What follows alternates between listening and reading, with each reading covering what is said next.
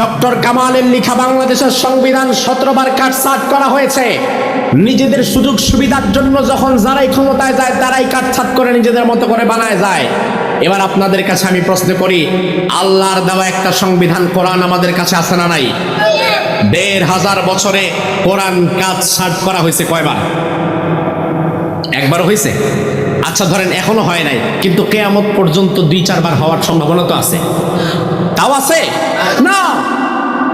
তাহলে দুনিয়ার মানুষের বানানো সংবিধানে ফাঁক ফোকর থাকে, দুনিয়ার মানুষের বানানো আইনের মধ্যে গাইন হয়ে যায়, ফাঁক ফোকর থাকতে পারে, কিন্তু আমার আল্লাহর আইনের মধ্যে কোনো ফাঁক ফোকর নাই। এখানে ধনী গরিব আমির ফকির সবাই সমান, ঠিক কি না? আর দুনিয়ার মানুষ যেটা বানায় এখানে সবাই সমান হতে পারে না। দুনিয়ার মানুষের বানানো সংবিধান হচ্ছে মাকড়সার জাল, যেমন তেমন মাকড়সার জাল ঘরের উপরে লেগে আছে, পরিষ্কার করার সময় মাঝে মাঝে চোখে পড়বে ওই মাকড়সার জালের মধ্যে ছোট্ট একটা পিঁপড়া আটকে গেছে, ময়ূর উল্টে গেছে, আছে না নাই? কখনো কখনো হয়তো দেখতে পারেন মশা একটা ছোট্ট দুর্বল ছিল, ও আটকে গেছে, মাকড়সার জাল থেকে বের হতে পারে নাই, মাকড়সার খাবার হয়ে গেছে। এই যে মশা আটকালো, পিপিলিকা আটকালো, কিন্তু টিকটিকি যদি একটা ডাইনে থেকে বামে দৌড় মারে তাহলে টিকটিকি কোনোদিন মাকড়সার জালে আটকায় নাকি? তখন জালই থাকে না, জালের অস্তিত্বই থাকে না। বাংলাদেশের বিচার বিভাগ, আইন বিভাগ, এই সব হয়ে গিয়েছে ওই মাকড়সার জালের মতো, যেখানে শুধুমাত্র গরিব মানুষ অপরাধ করলে রাষ্ট্রের সর্বোচ্চ শাস্তি আর বিচার তার মাথার উপরে আসে, আর একই অপরাধ যদি ক্ষমতাসীন আর ধনাত্ম কেউ করে তখন বিচার বিভাগের আর খুঁজেই পাওয়া যায় না। মাকড়সার জাল। কিন্তু আল্লাহর দেওয়া সংবিধান এবং আল্লাহর দেওয়া বিচারের মধ্যে কি এমন কোনো বিধান আছে? মদিনার মধ্যে এক নারী চুরি করে ধরা পড়েছে, বিশ্বনবী তার হাত কেটে দিবে। সাহাবায়ে কেরাম আল্লাহর হাবিবকে বললেন, ইয়া রাসূলুল্লাহ, পুরা হাতটা যদি না কেটে অল্প কিছু অংশ কেটে দেন, শাস্তিটা একটু কমায় দেন। তার কারণ যেই নারী চুরি করে ধরা পড়েছে সে কোনো সাধারণ নারী না, সে সম্ভ্রান্ত বংশের, কুরাইশ বংশের মাখজুম গোত্রের একজন নারী। এই মুহূর্তে যদি তার হাত কেটে দেন তাহলে তার গোত্রের লোকেরা বিদ্রোহ করতে পারে মদিনার বিরুদ্ধে, আমাদের বিরুদ্ধে। আল্লাহর হাবিব সুম্মা কামা ফাখতাবা, তিনি দাঁড়িয়ে গেলেন, খুতবা দিলেন। বিশ্বনবী বললেন, ও সাহাবীরা, আতাশফাউ ফি হাদ্দিন মিন হুদুদিল্লাহি তাআলা, এই যে কেউ চুরি করলে তার হাত কেটে দেওয়া লাগবে, কি কোন পর্যন্ত কাটা লাগবে, কিভাবে কাটা লাগবে, এটা আমার বানানো কোনো বিধিবিধান না। কেউ চুরি করলে যে তার হাত কেটে দেওয়া লাগবে সেটা বলেছেন কে? আর আল্লাহ যেটা বলেছেন ওই জায়গায় তোমাদেরকে কথা বলার মতো সাহস কে দিয়েছেন? সাহাবী। আজকে এই নারী চুরি করে ধরা পড়েছে সম্ভ্রান্ত বংশের, এই জন্য তোমরা চাচ্ছ যেন তার শাস্তি কমায় দেই। ও সাহাবীরা শুনে নাও, ওয়াল্লাহি লাউ আন্না ফাতিমাতা বিনতা মুহাম্মাদিন সাল্লাল্লাহু আলাইহি ওয়াসাল্লাম লাকাতাতু ইয়াদাহা, এই নারীর বিপরীতে আজকে যদি আমি নবীর কন্যা ফাতেমাও চুরি করে ধরা পড়তো, আমি নবী তোমাদের সবার সামনে আমার মেয়ের হাতটাও কেটে দিতাম। আল্লাহু আকবার। আমার ভাই, হচ্ছে ইসলাম, যেখানে ধনী গরিবের কোনো ব্যবধান নাই, সব আল্লাহর দরবারে সমান। ইসলামের মধ্যে যে সবাই সমান এটা বুঝবেন কেমনে? ইসলামের মধ্যে যে সবাই সমান এটা বোঝার জন্য দৌড়ে যাওয়া লাগবে না। এশার নামাজের সময় আপনাদের মসজিদের দিকে গিয়ে দেখেন, মসজিদের একই কাতারে এই এলাকার সর্বোচ্চ বিত্তশালী তারে যদি এনে দাঁড় করায় দেন, আবার তার পাশে যদি জায়গা ফাঁকা থাকে, তাইলে এলাকার সবচাইতে গরিব ফকির মানুষটাও সেখানে দাঁড়াতে পারে। সবাই যে ইসলামের কাছে সমান। আপনাদের ফেনী বড় মসজিদে যদি আগামী জুমার দিন ডক্টর ইউনূস আইসা নামাজ পড়ে, তাহলে ডক্টর ইউনূস যেই কাতারে দাঁড়াবে তার পাশে যদি জায়গা ফাঁকা থাকে, একজন রিকশাওয়ালা যদি ডক্টর ইউনূসের ওই ফাঁকা জায়গায় দাঁড়াতে চায়, তারে উঠায় দেওয়ার ক্ষমতা আপনার বাপেরও নাই। কারণ এটা মসজিদ, এখানে সবাই সমান, এখানে অন্য কোনো পরিচয় চলে না, এখানে সবার একটাই পরিচয়, আমরা সবাই গোলামকার। এই জন্য আমার ভাই দেখবেন, পৃথিবীর পরিস্থিতি যতই খারাপ হোক না কেন, দেশের পরিস্থিতি যতই খারাপ হোক না কেন, যতই দ্বন্দ্ব আর রেষারেষি থাকুক না কেন, মসজিদের মধ্যে সবসময় একটা শান্তি আছে না নাই? মসজিদের মধ্যে সব সময় শান্তি আছে। ওই মসজিদের মধ্যে সব দলের লোক একসাথে নামাজ পড়ে, কারো মধ্যে কোনো রেষারেষি নাই। মসজিদটা চলে কোরআন দিয়া, এই জন্য মসজিদের মধ্যে যেমন শান্তি পাওয়া যায়, সংসদটাও যদি কোরআন দিয়া চালাতে পারতেন তাইলে দেশের মধ্যেও সেই শান্তি পাওয়া যেত। এই শান্তি দেশেও পাওয়া যায়। রাসূলুল্লাহ বললেন, শোনো, আসমানি কিতাবের বিধিমালা দিয়ে প্রাচীন জামানায় একটি ভূখণ্ড শাসিত হচ্ছিল। ওই ভূখণ্ড শাসিত হওয়ার সময় হঠাৎ করে ইশতারা রাজুলুম মিন রাজুলিন আকার, এক ব্যক্তি আরেক ব্যক্তি থেকে এক খণ্ড জমি কিনল। কি কিনল? আপনাদের এলাকায় জমি কিনা বেচা হয় না? আগে ছিল চাচার জমি, তাকে কিছু টাকা দিয়ে জমির মূল্য পরিশোধ করে জমিটা এখন আমি কিনলাম। এই যে একজন আরেকজনের জমি কিনে, ওই জামানায় একজন আরেকজনের জমি কিনলো। জমি কেনার পরে এখন আমি জমির নতুন মালিক, উনি হচ্ছে পুরান মালিক। ওনার মালিকানা থেকে জমি এখন বের হয়ে গেছে, এখন টোটাল জমিটা আমার। এখন আমার জমিতে আমি যা খুশি তাই করবো, ঠিক কিনা? নতুন মালিক এবার পরের দিন সকালবেলা নামাজ কালাম পরে সে জমিতে চাষাবাদ শুরু করবেন। এখন জমি চাষ করার আগে, জমিকে প্রস্তুত করার জন্য আগে কিছু কাজের দরকার আছে না নাই? এটা কি বলেন আপনারা? হ্যাঁ, আই কাটা। ওই যে জমির মাটিকে কোবায় কোবায় কোবায় নরম করে বীজ ফেলার জন্য প্রস্তুত করে। তো ওই ব্যক্তি জমির মাটিগুলো কোপাচ্ছে, আইল কাটতেছে, নিরাচ্ছে। এমন সবাই কোদালের বাড়ি দিয়ে দেখে টং করে বেজে উঠছে। কি ব্যাপার, নিচে কি টং করে বাজতেছে কেন? মাটি খুঁড়তে খুঁড়তে দেখা গেল নিচে একটা কলস। কি? মুখটা বন্ধ। কলসের মুখটা খুললেন, মুখটা খুলে অবাক হয়ে গেলেন, বিশাল একটা কলস ভর্তি স্বর্ণ মুদ্রা। আপনি না পাইয়াই যে খুশি, আর ওই বেটা পাইছে, বুঝেন তাই? এখন আমি ধরেন তার জমি কিনেছি, কিনে যদি 2-4 দিন পরে জমি খুঁড়তে খুঁড়তে নিচে যদি আমি কোনো মহামূল্যবান সম্পদ পাই, জীবনে আর ফিরাই দিব? আমি যে পাইছি এটাই তো জানবে না কেউ। জানলে লোভ লাগবে, পেছনের লোক লাগবে, এলাকায় বিচার সালিশ বলবে, উনিও কিছু ভাগ চাইবে। এখন আমি যদি পাইছি আমি তো জানাবই না। ওই ব্যক্তি স্বর্ণের কলস পাওয়ার সাথে সাথে স্বর্ণের কলসটাকে হাতে নিয়ে দৌড়িয়ে প্রথম মালিকের কাছে চলে গেছে। তার দরবারে গিয়ে বলছে, ভাই বের হন, তাড়াতাড়ি ঘর থেকে বের হন। কি ভাই, কি চাই এত সকালবেলা? জমি কিনেছেন, সমস্যা কোনো? বলে, হ্যাঁ বিরাট সমস্যা। কি সমস্যা? খুদ যাহাবাক, এই যে স্বর্ণ মুদ্রার যে কলস, এটা আপনি নিয়ে নেন। ওই মালিক বলতেছে, ভাই এটা আমি নিব মানে এটা তো আমার না। নতুন মালিক বলছে, আমি আজ আপনার জমিটাকে চাষাবাদ করার সময় মাটি খুঁড়তে খুঁড়তে জমিনের নিচে এই স্বর্ণ ভর্তি কলসটা পেয়েছি। এটা তো আমারও না ভাই, যেহেতু জমির আগের মালিক আপনি। ইন্নামা বিআতু মিনকাল আরদ ওয়া লাম আশতারি যাহাব, আমি তো আপনার থেকে মাটি কিনেছি, স্বর্ণ কিনি নাই।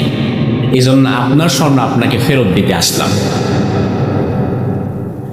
আর কোরআন মালিক বলছে, ভাই আমি শুধু তোমার কাছে মাটি বিক্রি করি নাই, এই মাটির ওপরে নিচে যা আছে, গাছ লতা পাতা সুইদা সবই তো বিক্রি করছি। নিয়ম তো এটাই, এটা আমিও নিব না।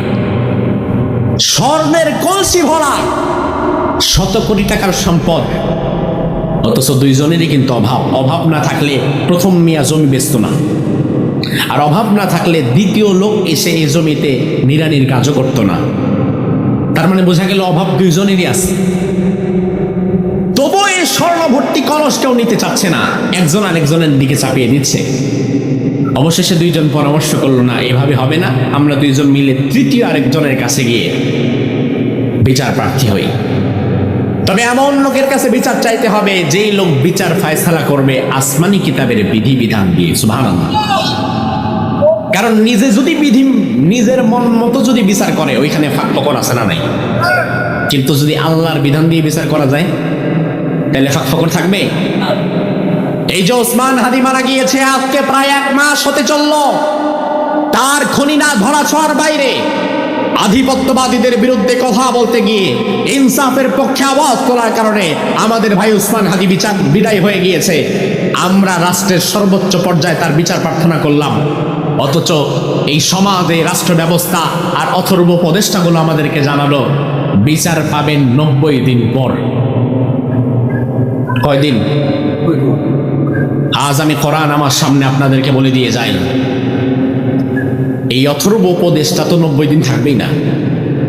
এই সমাজ, এই দেশ 90 দিন তো দূরের কথা, 90 বছরেও এই মাটিতে ওসমান হাদির বিচার করতে পারবে না যদি না কোরআন প্রতিষ্ঠা করতে ব্যর্থ হয়। খুনি হলো তোর বাইরে, আর আপনি 90 দিনের গল্প শোনান।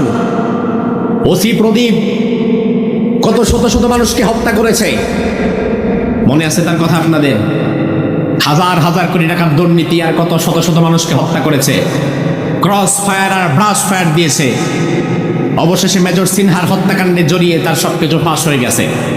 ওসি প্রদীপের বিরুদ্ধে সাক্ষ্য প্রমাণ সব তো রাষ্ট্রের হাতে। ওসি প্রদীপের বিরুদ্ধে রাষ্ট্রের হাতে সব প্রমাণ থাকার পরেও এই রাষ্ট্র আজও পর্যন্ত ওসি প্রদীপকে ফাঁসিতে ঝুলাতে পারল না। ওসি প্রদীপের বিরুদ্ধে এত শত শত মানুষের ক্রস ফায়ার, গুম আর খুনের প্রমাণ থাকার পরেও এই বিচার বিভাগ ওসি প্রদীপকে শাস্তির আওতায় আনতে পারল না। এতে প্রমাণ হয় এই রাষ্ট্র, এই সমাজ, এই বিচার ব্যবস্থা হচ্ছে একটা ব্যর্থ বিচার ব্যবস্থা। যদি ইনসাফের বিচার পেতে চান তাহলে কোরআনের বিচার কার্য প্রতিষ্ঠা করতে হবে। ওসমান হাদি ভাই বিদায় হয়ে গেছে, 90 দিন তো লাগতো না। যদি ইনসাফ থাকতো, কোরআন থাকতো, কোরআন বলে ওয়ালাকুম ফিল কিসাসি হায়া, আমি কিসাসের মধ্যে জীবন দিয়েছি। ইসলাম বলে এত ধানাই পানের সময় নাই, 90 দিন, 80 দিন, 100 দিন, 10 দিন, 5 দিনের সময় নাই। হত্যা করা হয়েছে, হত্যার বদলে হত্যা। হাত কাটা হয়েছে, হাতের বদলে হাত।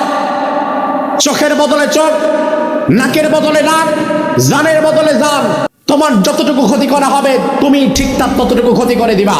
এই ক্ষমতা ইসলাম রাষ্ট্রকে দিয়ে রেখেছে। এই জন্য ইসলাম যদি কায়েম থাকতো 90 দিন দরকার হতো না ওসমান হাদির বিচারের জন্য। ইসলাম যদি প্রতিষ্ঠা থাকতো তাইলে শুধুমাত্র ওই খুনিকে ধরে আনা হতো, ওসমান হাদিকে যেইভাবে শুট করা হয়েছে ওর মাথার মধ্যে ওইভাবে আরেকটা শুট করে দেওয়া হতো, ব্যাস খালাস। এত কাহিনীর সময় নাই। আর ইসলাম না থাকায় প্রমাণ করে এই সমাজের বিচার ব্যবস্থা কতটা খুনে ধরা হয়ে গেছে, কতটা দুর্বল। ওই দুই ব্যক্তি স্বর্ণের কলসি নিয়ে চিন্তা করলো এমন একজনের কাছে যাওয়া দরকার যে আসমানি কিতাবের আইন কানুন দিয়ে আমাদের বিচার করে দেবে। স্বর্ণের কলসি নিয়ে চলে গেছে এক বিচারকের কাছে। বিচারক বলল, কি ব্যাপার? একজন বলল, এই স্বর্ণের কলসি আমার না, উনি আমারে দিচ্ছে জোর করে, এটা আমি নিতে চাই না। আরেকজন বলল, হুজুর এটা আমারও না, সেও আমারে জোর করে দিচ্ছে, এটা আমিও নিতে চাই না। আমার দেশের কোনো আদালতে যদি এমন কোনো বিচার ওঠে, এক টুকরা স্বর্ণ আপনি আর উনি দুইজন নিয়ে বলতেছেন যে জজ সাহেব এই স্বর্ণটা আমিও নিতে চাই না, উনিও নিতে চায় না, আর বিচারক যদি থাকে আমাদের মতো কেউ, বিচারক যদি থাকে এই সমাজের নেতাদের মতো কেউ, তাহলে বিচারক বলবো তুমিও যেহেতু নিবা না, উনিও যেহেতু নিব না, তাহলে সহজ করে দেই, এটা আমারই দিয়ে দাও। সহজ বিচার, এত খামড়ির দরকার নেই, তোমাদের বিচার সহজ করে দিলাম, এটা আমারই দিয়ে দাও, তোমরা তোমাদের মতো চলে যাও। ওই বিচারক বললেন, তুমিও নিবা না? বলে না। তুমিও নিবা না? বলে না। এবার ওই বিচারক বললেন, আচ্ছা আলাকুমা ওয়ালাদ, তোমাদের কারো কি সন্তান আছে? একজন বলল, হ্যাঁ আমার একজন যুবক সন্তান আছে। আরেকজন বলল, হ্যাঁ আমার একজন যুবতী মেয়ে আছে। এবার বিচারক বললেন, শোনো, যেহেতু জমিনের নিচ থেকে এই সম্পদ পেয়েছো, কেউ নিতে চাচ্ছ না, আমি তোমাদের জন্য সহজ করে দেই, এই যে স্বর্ণের কলসিটা, এই স্বর্ণের কলসি দিয়ে তোমার ছেলে আর তোমার মেয়ের মধ্যে বিবাহ পড়ায়া দাও, আর ওই বিবাহের মোহরানা আর বিবাহের যত খরচাপাতি হবে সব এই স্বর্ণের কলস দিয়ে করে ফেলো। দুই পরিবারের মধ্যে আত্মীয়তা হয়ে গেছে, সম্পর্ক হয়ে গেছে, স্বর্ণের কলসের উত্তম ব্যবহারও হয়ে গেছে। সুবহানাল্লাহ। আমার ভাই, এজন্য ইসলামিক কল্যাণ রাষ্ট্রের সুফলগুলো মানুষের কাছে আমাদেরকে পৌঁছাতে হবে। যে জমিনে যদি আল্লাহর বিধিবিধান কায়েম হয়ে যায়, ওই জমিনটা কতটা শান্তিপূর্ণ হয়ে যায়। বর্তমান আমাদের সমাজে আমাদের নেতারা আলহামদুলিল্লাহ তারা তো খারাপ না। আমাদের কোন নেতা আজকের মাহফিলে যদি আসে, তাকে যদি বলা হয় আপনি মাইক নিয়ে 2 মিনিট কথা বলেন, আপনার কি মনে হয় ওই নেতা যে দলেরই হোক না কেন, মাহফিলে যদি মাইকটা 2 মিনিটের জন্য পায়, তাইলে কি কোরআনের পক্ষে কথা বলবে নাকি বিপক্ষে? জীবনেও না। তোমার মতো পাগল নিবাডায় অবশ্যই কোরআনের পক্ষে কথা বলবে, এমন এমন কথা বলবে যেই কথায় প্রধান বক্তা ফেল। ওই নেতারে যদি বলেন আমাদের পাশের মসজিদে এই যে রমজান চলে আসছে 10টা কোরআন দরকার, মুসল্লিরা একটু তেলাওয়াত করবে, নেতা কিন্তু 10টার জায়গায় প্রয়োজনে 20টা কিনা দিবে। নেতারে যদি বলেন আমাদের মাদ্রাসায় 50 জন ইয়েতিম বাচ্চা আছে, 50টা কোরআন লাগবে, নেতা 50টার জায়গায় 100 কোরআন কিনে দিবে। এমন নেতা আছে না? এবার আপনি নেতারে বলবেন নেতা সাহেব আপনি এত ভালো মানুষ, আপনি কোরআনের পক্ষের মানুষ, আমি আগে বুঝতে পারি নাই। এবার আমার একটা অনুরোধ, আগামী সংসদের নির্বাচনে যদি আপনি নির্বাচিত জনপ্রতিনিধি হয়ে সংসদে যেতে পারেন, তাহলে সংসদের দ্বারাই আপনি বলবেন মুসলমানের সংবিধানের নাম কোরআন, 54 বছরে বাংলাদেশে শান্তি প্রতিষ্ঠা হয় নাই, কারণ কোরআন প্রতিষ্ঠা হয় নাই। আজকে যেহেতু আল্লাহ মানে এই জায়গায় এনে দিয়েছে, আমি কোরআনের পক্ষের পার্লামেন্ট দেখতে চাই। এই কথা বলার পরে তোমার নেতারে তুমি আর হারিকেন দিয়েও খুঁজে পাবা না, কারণ তোমার নেতা খুব চালাক। তোমার নেতা ভালো করেই জানে মাহফিলে কোরআনের পক্ষে কথা বললে লস নাই, মসজিদে 20টার জায়গায় 50টা কোরআন কিনে দিলে লস নাই, মাদ্রাসায় 50টার জায়গায় 100 কোরআন কিনে দিলে লস নাই। কিন্তু সংসদের ভিতরে গিয়ে যদি আমি কোরআন প্রতিষ্ঠা করতে পারি, তাইলে 2 দিন পরে আমার চান্দাবাজি আর ধান্দাবাজি তো টিকবে না। এই জন্য তোমার নেতা বাহিরে কোরআনের পক্ষে থাকলেও ভেতরে কোরআনের পক্ষে নাই। আবার ভাই আল্লাহ রাব্বুল আলামিন এজন্যই বললেন ওয়া ইযা দুউ ইলাল্লাহি ওয়া রাসূলিহি লিয়াহকুমা বাইনাহুম ইযা ফারীকুম মিনহুম মুরিদুন। সমাজের এক শ্রেণীর মানুষ থাকবে এমন, তাদেরকে যখন ডাকা হবে ইসলামের দিকে, কোরআনের দিকে, রাসূলুল্লাহর বিচারের দিকে, ইসলামী সমাজ বিনির্মাণের দিকে, ইসলামী সমাজ কায়েমের জন্য যখন তাদেরকে ডাকা হবে, তখন তারা আস্তে করে মুখ ফিরিয়ে চলে যাবে। ইসলামটাকে তারা সব জায়গায় মানবে, তবে সমাজে প্রতিষ্ঠা হোক এটা তারা মানতে চাইবে না। আল্লাহ রাব্বুল আলামিন মুনাফিকদের ব্যাপারে আয়াত নাযিল করলেন, সাথে সাথে আবার ইমানদারদের ব্যাপারে আল্লাহ রাব্বুল আলামিন বললেন ইন্নামা কানা কাওলাল মুমিনিনা ইযা দুউ ইলাল্লাহি ওয়া রাসূলিহি লিয়াহকুমা বাইনাহুম আইয়াকুলু সামি'না ওয়া আতানা ওয়া উলাইকা হুমুল মুফলিহুন। আর ইমানদাররা হচ্ছে তারা, ইমানদার ব্যক্তিদেরকে যখন ডাকা হবে কোরআনের দিকে, ইসলামের দিকে, আসো আমরা ইসলামী সমাজ বিনির্মাণ করি, আসো আমরা আমাদের সংসদটা ইসলাম দিয়ে সাজাই, আমাদের সংবিধানটাকে আমরা কোরআন বানায় নেই। যারা ইমানদার হবে এই কথাগুলো শোনার সাথে সাথে তারা বলবে সামিয়ানা ওয়া আতানা, আমরা শুনলাম আর মেনে নিলাম। আল্লাহ বললেন যারা শোনার সাথে সাথে মেনে নিবে তারাই হচ্ছে প্রকৃত ইমানদার, আর যারা শোনার পরে মানতে চাইবে না, গড়িমসি করবে, তারা ইমানদার না, তারা মুনাফিক। তারা কি? এজন্য আমাদের সমাজে এখন ইমানদার দাবি করার মানুষ অনেক বেড়ে গিয়েছে, তবে ইমানদার প্রকৃত অর্থে আল্লাহর দরবারে কমে গিয়েছে। এই সমাজে কাগজে কলমে 92 ভাগ মুসলমান পাবেন, তবে বাস্তবে ৯২ ভাগ তো দূরের কথা, বাস্তবে ২০-৩০ ভাগ আছে কিনা এইটাই সন্দেহ। এই যে আমার ভাইয়েরা সাদা কাগজ,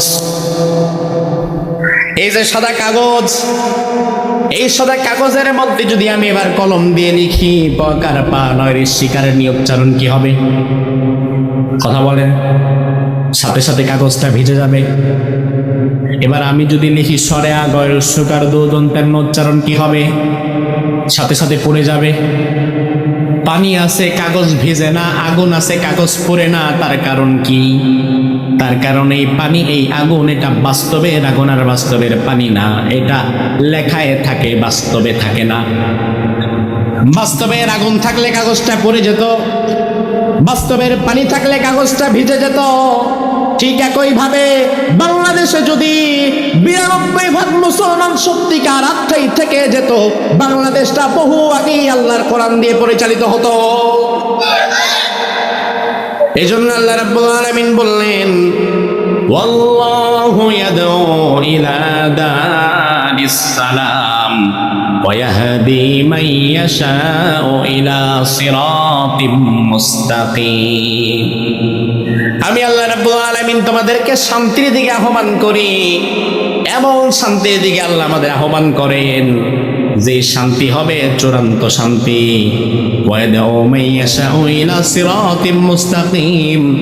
আবার সিরাতে মুস্তাকিমের পথেও আল্লাহ আমাদের আহ্বান করেন। সিরাতে মুস্তাকিম মানে এমন সরল সঠিক পথ, যেই পথের সূচনা দুনিয়াতে, শেষ হবে জান্নাতে। সুবহানাল্লাহ বলেন। আমরাও যখন ৫ ওয়াক্ত নামাজ আদায় করি, ৫ ওয়াক্ত নামাজের মধ্যেও আমরা আল্লাহর দরবারে দোয়া করি, আল্লাহ ইহদিনাস সিরাতাল মুস্তাকিম। পড়েন, ইহদিনাস সিরাতাল মুস্তাকিম সিরাতাল্লাযীনা আন'আমতা আলাইহিম গায়রিল মাগদুবি আলাইহিম ওয়ালাদ-দাল্লিন। আমিন। আমরা বলি, আল্লাহ তুমি আমাদেরকে সরল সঠিক পথের সন্ধান দাও। আল্লাহ বলে, বান্দা আমার পথে চলো, কোরআন মেনে চলো, কোরআন দিয়ে তোমাদের সমাজ গঠন করো, কোরআন দিয়ে রাষ্ট্র গঠন করো, কোরআন দিয়ে ব্যবসা করো, কোরআন দিয়ে পরিবার চালাও, কোরআন দিয়ে রাজনীতি করো, কোরআন দিয়ে অর্থনীতি সাজাও, সব কিছু কোরআন দিয়ে সাজাও। তাহলে সমাজের মধ্যে যিনি শান্তি প্রতিষ্ঠা করে দিবেন তিনি কি? আল্লাহ। এই সমাজে কোরআন প্রতিষ্ঠা হোক, এটা কি আপনারা চান? আপনারা সবাই কি চান? আগামীর বাংলাদেশটা ইনসাফের বাংলাদেশ হোক, এটা চান? আধিপত্যবাদের কবর বাংলাদেশে হোক, এটা আপনারা চান? কারা কারা চান? দুই হাত তুলে আল্লাহরে দেখান। আল্লাহ সুবহানাহু ওয়া তাআলা কবুল করুক। আমরা বলি আমিন।